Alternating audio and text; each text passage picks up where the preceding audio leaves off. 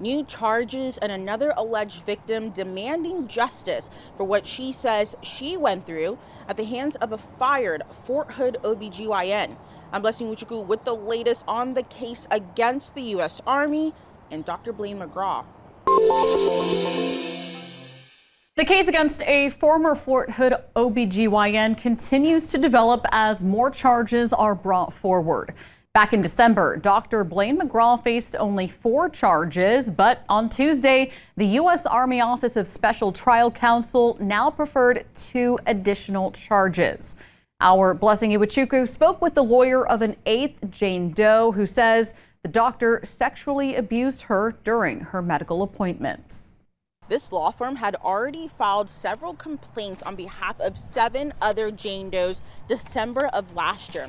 And this federal complaint filed this week by the 8th Jane Doe happened at the same time as the Army brought additional charges against Dr. Blaine McGraw. There are a lot of victims out there. And Christine Dunn's law firm is representing the latest woman coming forward. Her client, who is being called Jane Doe 8 to protect her identity, is the wife of a retired service member stationed in Hawaii. Earlier this week, she filed a 7-page federal complaint against the United States Army, alleging she was sexually abused by an Army major, Dr. Blaine McGraw, during medical appointments at Tripler Army Medical Center in Honolulu. A lot of red flags in this case. There aren't proper or adequate policies and procedures in place in these centers.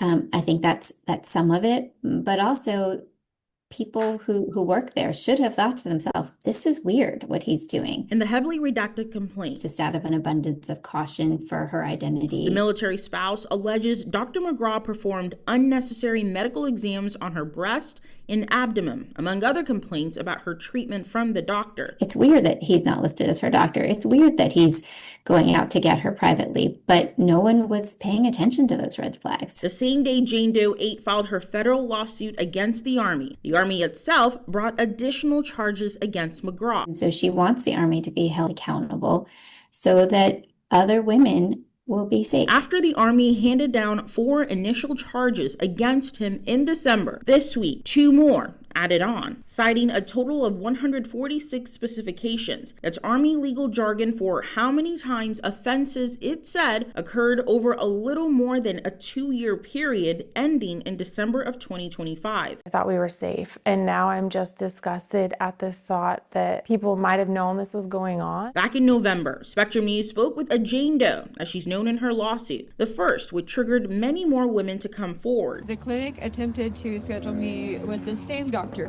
Dr. McGraw. These Jane Does are just 2 of the 1,400 patients contacted by the Army as part of its criminal investigation. The Army told us then, late last year, counting 44 victims in the case. I walked into the exam room trusting the United States Army with my body, my dignity, and my safety. Instead, I was violated. As of this week, the Army says there are 73 victims. Spectrum News reached out to the Army and Tripler Army Medical Center. The Army says it's not doing interviews currently, and no response from Tripler yet. Dunn expects more victims to come forward, charges to follow. When you have hundreds of women being victimized, it's really hard for the Army to say, we didn't do anything. In Dallas, Blessing Iwuchukwu, Spectrum News.